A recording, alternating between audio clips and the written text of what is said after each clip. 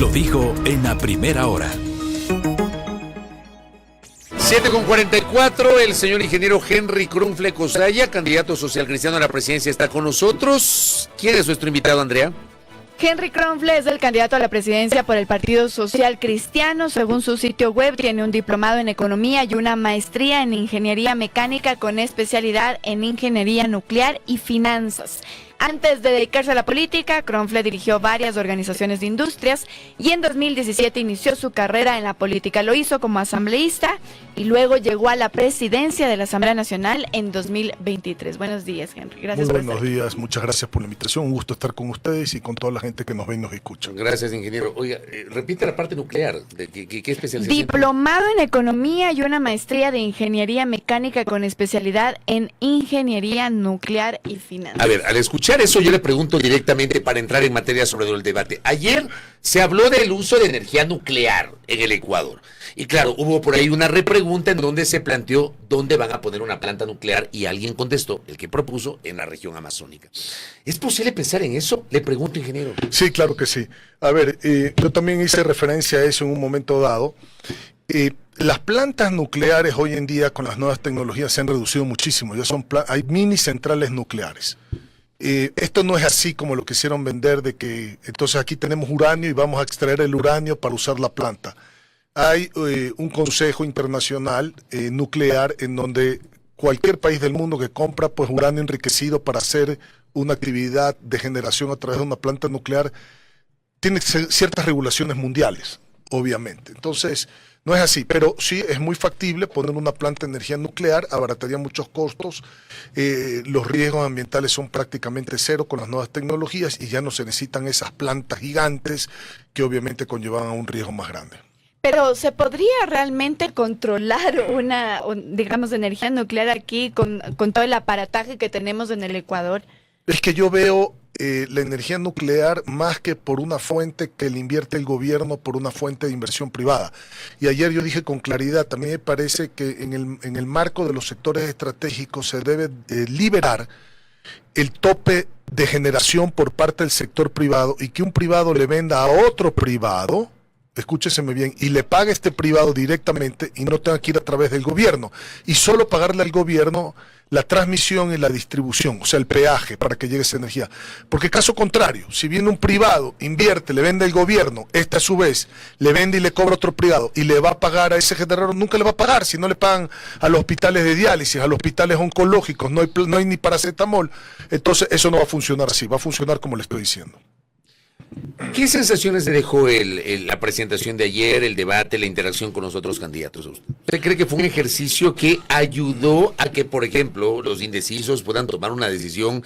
¿Ayudó a que las otras candidaturas, a que todas las candidaturas puedan visibilizarse con mayor profundidad? ¿O no lo lograron ya leyendo en frío lo que pasó ayer? A ver, yo creo que muchos candidatos desperdiciaron su tiempo. Yo traté de poner en mi tiempo las propuestas muy puntuales. Por ejemplo, cuando se habló de seguridad, ¿por qué no hay inhibidores de señales en las cárceles? ¿Qué pasa? Si sabemos que son los centros de operaciones de la delincuencia organizada. Nadie habló del control de fronteras, de puertos y aeropuertos. Yo lo hice. Me preocupó muchísimo que, por ejemplo, parece que no han recorrido el territorio nacional muchos de los candidatos. Yo le he dado 3 vueltas al país. Usted cuando está en la parte rural, la gente le dice, las escuelas del Milenio son un problema. Cerraron la escuela comunitaria, hoy tengo que caminar 5 o 6 kilómetros con la delincuencia y la violencia que hay. No se puede llegar a esas escuelas del Milenio. Necesitamos reabrir las escuelas comunitarias. Yo lo dije, la educación en este país no es obligatoria. ¿Cómo va a creer que la educación no sea obligatoria? Mire, México, la educación es obligatoria primaria y secundaria. ¿Cómo es posible que en el Ecuador la educación no sea obligatoria? Nadie habló, por ejemplo, yo lo hice, de 4.3 millones de niños que están sin educación en el país porque las zonas de sus escuelas rurales operan las bandas delincuenciales. 6 de cada 10 miembros de las bandas delincuenciales organizadas son menores a 19 años. Lo tuve que decir ayer. ¿Cómo ha caído la inversión, el Producto Interno Bruto, el empleo formal? ¿Cómo ha subido la pobreza extrema? Es decir, creo que desaprovecharon primero, o no entienden la problemática que vive el país y cuáles son las soluciones puntuales en materia de bajar impuestos, de subir salarios, de mantener subsidios, de tener una canasta básica con 0 IVA en todos sus productos, las herramientas agrícolas. Nadie habló de la promoción, el reverdecimiento del campo ecuatoriano, agricultura, ganadería, pesca, el sector artesanal, que son 5 millones de personas. Entonces, yo aproveché mi tiempo para dar las propuestas que estoy seguro que esos sectores los tienen muy claros. Una frase repetitiva ayer de varios candidatos: hay que ponerle plata en el bolsillo a la gente. Repitieron varias veces, me parece que usted también lo hizo. ¿Cómo? Pues si es uno de mis sedes de trabajo. Ha sido. Lo dijo también Luisa González, ¿verdad? Por si acaso. Parece que tengo algunos fans ahora. Luisa González, el Ecuador que todos queremos, otro por ahí. Suena maravilloso eso. También yo recuerdo que Guillermo Lazo lo decía permanentemente. El tema es el cómo, porque suena bonito decir hay que ponerle plata en el bolsillo a la gente. A ver, yo le digo cómo, rapidito. Hay que bajar el IVA del 15 al 12. Luego vamos a ver los recursos, porque yo sé a dónde va usted. Hay que bajar el IVA del 15 al 12 y llevarlo al 10. Segundo, hay que quitarle todo el IVA, 0 IVA a la canasta básica, a toda la canasta básica. Oye, imagínese el papel higiénico, el champú, el jabón, el detergente, la pasta de dientes, la toalla sanitaria paga IVA. ¿Cómo va a creer? Tercero, hay que bajarle el IVA a todos los insumos médicos, jeringuilla, algodón, mascarilla. Cuarto, hay que bajarle el IVA a 0 a todas las herramientas agrícolas. Quinto, hay que promover el sector turístico. Ha venido desde la pandemia cayendo en más del 50% de la actividad. 0 impuesto al sector turismo. Sexto, hay que mantener el subsidio de la bombona de gas doméstico, no el gas para que lo contrabanden, el gas doméstico. Séptimo, hay que subir el salario, pues la canasta básica está en $804 y el salario está en 460. No alcanza para nada. Entonces, ahí usted le pone dinero. Ahora usted me va a decir, ¿y de dónde va a sacar la plata? Ya sé cuál es la siguiente pregunta. ¿O no era esa? Fabricio, me va a preguntar de dónde voy a sacar la plata. ¿De dónde? Ya. Si baja el IVA, ¿de dónde va a sacar la plata? Ya. Oiga, pero antes, para bajar el IVA, usted dice del 15 al 12, va a enviar una reforma tributaria. Claro, porque por usted podría bajarlo por decreto del 13 al 13%. Lógico, pero voy a mandar la reforma inmediatamente. Primero al 12 y luego al 10. Sí, señor. O sea, va a mandar 2 reformas tributarias. Sí, señor. A ver, ¿cómo se hace esto? Primero, hablé de la modernización del Estado, los trámites en línea desde tu celular con control ex post. Ahí te ahorras una fortuna de dinero en trámite. Segundo, quitar la corrupción, pues en 35.500 millones de dólares que está el presupuesto general del Estado. ¿No crees que hay corrupción? Hay una corrupción brutal sobre precios y corruptelas. Tercero, las empresas públicas tienen que estar en manos de los colegios profesionales, pues, no en el cuñado, el primo, el hermano, el testaferro, el coideario. Eso tiene que acabar en el Ecuador. Eso no puede seguir en el Ecuador. Cuarto, hay que invertir, priorizar la inversión para generar empleo y hay que apuntar al crecimiento económico, porque si tú bajas los impuestos no quiere decir que vas a recaudar menos, vas a recaudar más si crece la economía. Entonces, estas cosas son las que hay que hacer y de ahí vas a sacar la plata. ¿Por qué la producción petrolera ha caído 27% en el Ecuador? Hay que recuperar la producción petrolera. La producción minera no avanza. ¿Por qué no avanza? Porque hay minería ilegal. Hay que controlar y desterrar la minería ilegal. Si tú haces eso, más o menos son 6.000 a 7.000 millones de dólares que tú vas a tener libres en el presupuesto general del Estado. ¿Por qué no funcionan las 82 instituciones que dependen del Ejecutivo? 82 instituciones. Es que hay que entender la estructura del presupuesto general del Estado para saber por dónde uno va. Pero este Estado, obeso, como dije ayer, un lagarto que traga impuestos y no vomita servicios, porque además no nos da nada, una maquinaria diabólica que le implementó el correísmo para servirse de ella y su círculo cercano, y hacer la corrupción y quedar en la impunidad y ser cómplice de todo este desbarajuste. Hay que acabar.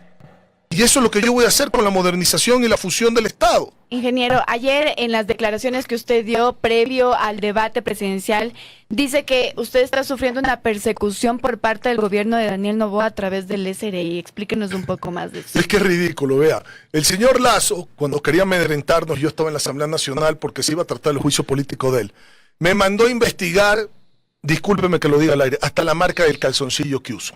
Ya con eso le estoy diciendo todo. Y pasé toda esa investigación del SRI y finalmente se dieron cuenta que era una persecución política, porque la misma gente del SRI finalmente me lo confesó, que había sido una orden del presidente. Ahora me están volviendo a preguntar lo mismo, de lo que ya está investigado, 9 días antes del debate. Y cuando uno revisa lo que uno paga en impuestos, y yo no tengo reparo en decirlo, personalmente, Henry Kronfle pagó más de $50,000 en impuestos personalmente el año pasado. Y cuando usted ve mi declaración patrimonial, que la tiene la Contraloría General del Estado y el Servicio de Rentas Internas, resulta que ningún candidato ha pagado eso, y segundo, resulta que de lo que ha presentado el presidente de la República a lo que yo he presentado, resulta que mi declaración es 9 veces mayor que la de él.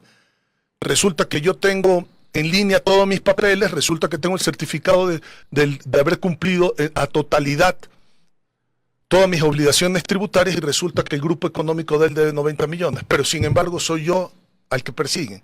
Entonces, ¿qué creen? ¿Que con esto me van a amedrentar? ¿Me están mandando una señal? Ingeniero, pero por el ¿cómo? amor de Dios, un poquito más de seriedad. Ya en el país las instituciones no son para eso. ¿Cómo lee esto que usted ha denominado como persecución política, teniendo usted una relación incluso personal, lo había dicho en algunas entrevistas con el presidente candidato Daniel Noboa? Terror de ver cómo ya estamos en las encuestas, porque ya se están dando cuenta las cosas. Mire. Se ha roto esa relación personal también. Mire, yo en lo personal, yo no me meto en lo personal. Ayer me saludé con el presidente de la República. Yo no me meto en lo personal, pero yo no puedo tolerar que una institución del Estado, para tratar de meterle a uno miedo, yo qué sé, no tengo miedo a ninguno de estos señores. Más bien que me tiemblen cuando me vean actuar, porque ya mismo estuvo yo también. Entonces, pero en todo caso le digo, esto no está bien. Para eso no son las instituciones del Estado. Para eso no son. ¿Ha cambiado su percepción del candidato presidente Daniel Noboa a partir de esta que usted ha denominado como persecución? Mire, a mí me ha cambiado la percepción hace algún tiempo atrás, porque yo comencé a ver a un presidente que cuando trabajábamos en conjunto, presidiendo yo la Asamblea y la Presidencia de la República, había una cooperación, había una fluidez, había una transparencia. Ahora no lo veo así, pero bueno, ya no quiero ahondar en ese tema. ¿Qué es lo que pasa hoy? Las encuestas, que supuestamente no había cabida para nadie más, cuando más del 50% de las personas, vimos hasta la semana pasada, todavía no habían tomado una decisión, habiendo votado ese 50% o por Daniel o por Luisa en la elección pasada. ¿Cómo es que no han tomado una decisión hoy? Es porque todavía no deciden, pues. Entonces está abierta la elección. Y por el otro lado, del otro 50%, nosotros estamos clarísimo cerquitita al segundo lugar, y yo lo vengo diciendo, y a mí no me gusta dar números. ¿En qué encuesta? Algunas encuestas, yo le puedo... Pero no son las que se están publicando, ¿o qué? A ver, es que cuando usted ve una encuesta de 3 páginas publicada en las redes sociales, discúlpeme, y cuando usted ve encuestas telefónicas hoy en día, usted contesta el teléfono si usted lo llama un número desconocido. Fabricio, ¿usted contesta? Yo no suelo contestar. No. Yo tampoco. Entonces, le llaman a los mismos que contestan siempre y repiten la encuesta con los únicos números que le contestan. Entonces, o sea, esas encuestas que se están difundiendo, incluso hay empresas que son calificadas por el CNE. ¿Usted no cree en esas encuestas que se hacen públicas? No. ¿O no son las reales? Yo no creo en los números de esas encuestas. Yo no estoy diciendo que las encuestadoras no existen. Existen esas encuestas, no es la realidad. Y yo le digo por 2 motivos. Uno, porque sí tenemos encuestas nosotros, serias, que leemos y para saber cómo actuar, y segundo, porque la calle me habla otra cosa, pues. O sea, la calle no miente. Entonces, cuando usted no está atrás del escritorio, sino está en el territorio, la calle le dice otra cosa. Y yo creo que esa preocupación es lo que los ha hecho actuar de una manera u otra, tratando como de amedrentar. Pero en fin, resolveré los temas porque yo soy orgánico. Una de las cosas que usted ayer dijo, textualmente, usted dijo, vamos a extraditar a Correa. ¿Cómo lo va a hacer? ¿Cómo va a extraditar a Correa? Vamos a comenzar el proceso. Lo que pasa es que hay que entender el proceso. Pero hay un proceso que había comenzado. No, es que ya no tiene nada que ver el Ejecutivo. Escúcheme. A ver. El proceso de extradición de Correa comenzó viciado, porque comenzaron el proceso de extradición sin sentencia. Entonces lo llevaron el proceso de extradición a que era una persecución política. Por eso es que no tiene una alerta roja en la Interpol. Averigüen cómo ha sido el proceso. Entonces hay sentencias en firme y hay casos que los van a sentenciar próximamente, que son casos que también por esos casos pero se puede extraditar. No la protección del Reino de Bélgica. Y Glass no tenía la protección y el asilo de México. Ya, pero está preso. Son situaciones distintas. Bueno, el otro también tiene asilo, entonces vamos a ver, pues yo no voy a develar aquí públicamente la estrategia. Pero no es demagógico el ofrecer no, esto. Claro que no, es un tema de justicia y de dignidad nacional. Pero desde el nacional. Ejecutivo hay que hacerlo, a través de la Cancillería. Esto no debe hacerlo la Corte Nacional de Justicia. A ver, espérese un ratito. Primero tienen que venir las sentencias nuevas que van a venir porque, como le digo, ya está viciado. Usted vaticina que va a haber nuevas sentencias contra el expresidente. Pero es que sabemos cuáles son los procesos que están pendientes todavía, pues. Y para mí son claros como el agua, pero esperemos porque vamos a ver qué es lo que dice el sistema de justicia del Ecuador. Y en base a eso vamos a actuar. A mí me parece que el señor tiene que estar preso. A mí me parece que el señor no puede seguir prófugo. A mí me parece que él no se puede esconder su cobardía atrás de un Twitter e insultar a todo el Ecuador. A mí me parece que es un tema hasta de dignidad nacional y de justicia. Ingeniero, entonces eso es lo que a mí me parece y eso es lo que yo voy a actuar. ingeniero, ¿usted cree que el país se merece seguir conversando, digamos, de Rafael Correa? Ayer en el debate incluso, más que propuestas, escuchamos mucho hablar de Rafael Correa. ¿Cree que se merece seguir en este anticorreísmo, correísmo, A ver, yo le voy a decir qué es lo que merece el país y sobre todo la gente que está en la calle. Merece saber que gran parte de nuestros problemas es una herencia de ese partido político. Haber hecho una maquinaria que traga y no vomita al Estado. La corrupción que ha habido. No pusieron ni una piedra, se gastaron $2.000 millones en una refinería que desde el Pacífico. Vaya a ver la lista de los que pertenecieron a ese gobierno. Casi todos están sentenciados o prófugos. Entonces el país necesita saber que esto no se puede repetir.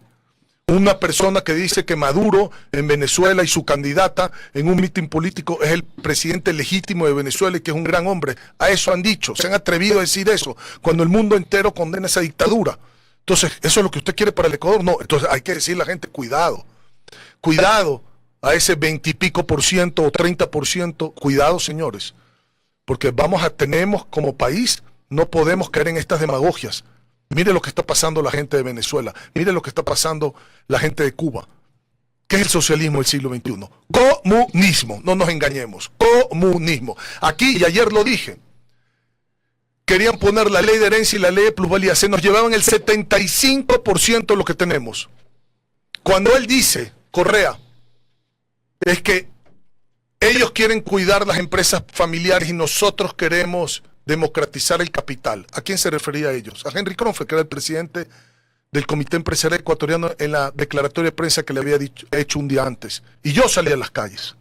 Fui lo primero que salí a las calles. Después se unieron algunos personajes de Quito. Yo fui el primero que salí a las calles. Esto no puede ser porque era el comunismo en una ley. Imagínense, el Estado se le llevaba el 75% de lo suyo, ya sea que cuando lo venda o cuando lo muera, o cuando muera.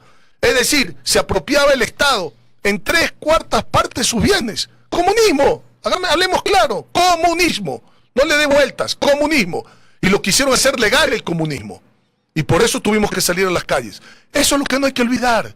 Porque hay muchos jóvenes que ni siquiera se recuerdan de esto.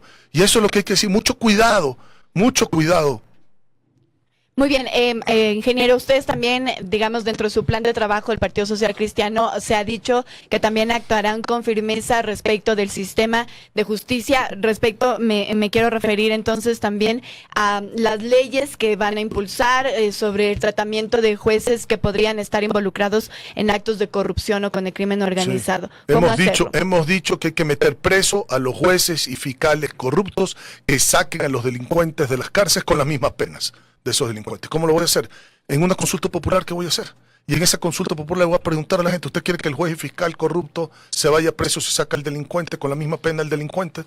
Y la ciudadanía nos dice que sí, va el proyecto de reforma al COIP a la Asamblea Nacional, lo tienen que aprobar inmediatamente. Pero no voy a perder un minuto más, porque el costo para el Estado es muy grande. Mire, cuando no hay prevención, y por eso yo hablé ayer, si usted revisa mi intervención, es muy profunda. 24/7 patrullaje preventivo. Para eso se necesitan 1.871 patrullas en el Ecuador, para hacer los circuitos y subcircuitos. Pero se necesita la dotación, pues, el diésel, el mantenimiento, el rancho, o sea, la comida del policía y la dotación, el equipo. Usted necesita hacer prevención primero, eso tiene un costo. Si falla en la prevención, tiene que capturar al delincuente con inteligencia y contrainteligencia. Eso tiene otro costo. Si el delincuente va a la cárcel, mantenerlo en la cárcel es otro costo para el Estado. Y luego viene un juez y lo saca. Y el delincuente está libre y usted está tras las rejas. Pasamos todos los costos. ¿Y cuál fue el resultado final? Peor que el principio. Porque no solamente que se dio toda la delincuencia, a lo mejor mataron gente o lo que fuera, es que saben que pueden hacer lo que se les da la gana en un país que salen de la cárcel como si fueran cuartos de hoteles. Eso no se puede permitir. ¿Y dónde está el Consejo de la Judicatura? Mandando pendrives para la sentencia de los jueces. ¿O no debería ser el Consejo de la Judicatura el que tenga que sancionar a esos jueces y fiscales corruptos? ¿Qué es lo que pasa en este país? Dos cosas finales. La primera, frente a esto que está planteando, ¿será necesaria una constituyente o basta con la Asamblea Nacional? No. Para esto es una pregunta directa, una consulta popular, si lo queremos hacer rápido. Al menos que le pidamos, en el marco de esto, un análisis al Ministerio de Economía y Finanzas, porque esto sí es un tema económico también, el poder no dilapidar recursos del Estado en materia de seguridad y mandarlo como económico urgente en materia de seguridad. Pero habría que analizarlo, o una consulta popular directa. Yo, constituyente, Fabricio, manejé muchos años, manejé la Asamblea Nacional, usted sabe, conozco muy bien. A mí no me gusta esto que le meta la mano el uno, que le meta la mano el otro, que entre una cosa y sale un Frankenstein. A mí esas cosas no me gustan, y más en temas tan delicados como esto. Directo el pueblo, la voz del pueblo, la voz del pueblo. Y lo último, muy puntualmente, usted habló en la primera parte de su intervención de que en el Ecuador no es obligatoria la educación inicial y la educación media. ¿Cómo hacerlo? Habría que reformar la Constitución también. Sí, claro. ¿Y cómo hacerlo con la Asamblea? Yo quisiera preguntarle a la Corte Constitucional si eso también lo puedo consultar, ¿ya? Porque eso no es una transformación de la estructura de la Constitución, sino una obligatoriedad que no cambie en nada, por ejemplo, el presupuesto de educación, pero que debería ser obligatoria la educación. ¿Cómo es posible que los niños no estén obligados a ir a la escuela, pues, por el amor de Dios? Y más con lo que vivimos en el Ecuador. Una población que no tiene seguridad, que no tiene servicios, que está en riesgo, que es vulnerable y que encima no está obligada a estudiar. Y que el Estado no garantice ese recurso para que pueda estudiar es una barbaridad. Sí, yo voy a hacer obligatoria la educación. Correcto, ingeniero, gracias por el tiempo, por la gentileza. Gracias. Henry Cornfleco Saya, candidato presidencial del Partido Social Cristiano, aquí en A Primera Hora. Primera Plana, todas las noticias, todas las voces.